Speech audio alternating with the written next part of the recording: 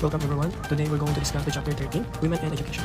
The topic outline is Women and Education, Gender in Education, the importance of education and international perspective, Philippine laws on gender responsive and gender fair education, gender and development markers education, and lastly, gender issues in education.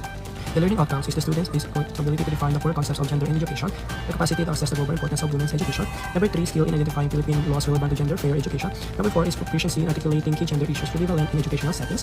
And lastly, competence in interpreting gender and development indicators in education. The first topic that we're going to discuss is the women and education. Women and education is a complex and crucial topic with significant indicators for individuals, communities, and global development. It includes number 1, gender and educational access. Who gets to go to school from primary to higher education and why there might be difference between genders. Number 2 is educational policies and laws. The rules and regulations designed to promote or hinder gender equality in education, both international and national. Number 3 is impact of education on women. How education empowers women, improves health outcomes, increases economic opportunities, and contribute to broader social development. Number 4 is challenge and issues. Persistent problems like gender bias and violence in schools, discrimination, stereotypes in subject choices, and the quality of education available to women. And lastly is the socio-economic factors. How poverty, cultural norms, family expectations, and community attitude affect girls and women's schooling.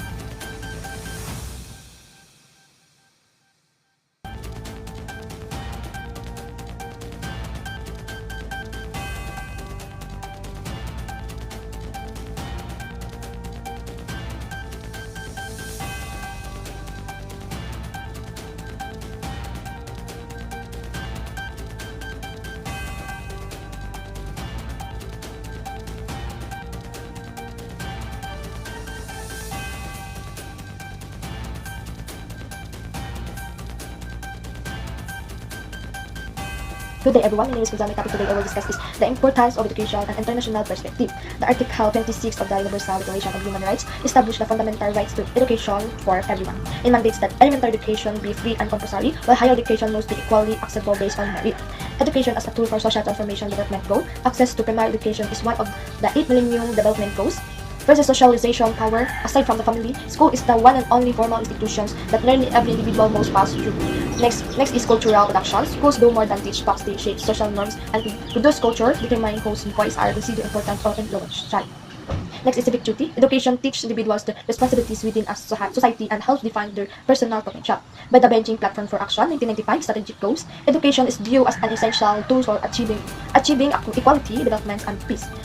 Knowledge is recognized as the primary way to individuals to improve their own lives, their family's situation, and their general well-being. Next topic is Philippine laws on gender responsive and gender fair education. Constitutional and national foundation. National pillar education is considered a pillar of economic and social reform in the Philippines. The Philippine Development Plan for Women 1989-1992, one of the earliest frameworks focusing on women's worth in development. Next is Philippine Plan for Gender Responsive Development 1995-2025, a long-term 30 years perspective on gender equality. Next is Women Age Plan 2013, updates previous plans with a focus on empowerment and gender equality. Next is Magna Carta of Women, a comprehensive human rights law for women that includes specific mandates for education sector.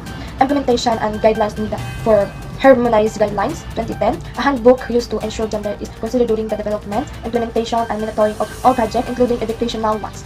Child policies 2010 specifically established gender and development guidelines for higher education institutions and the Commission on Higher Education itself.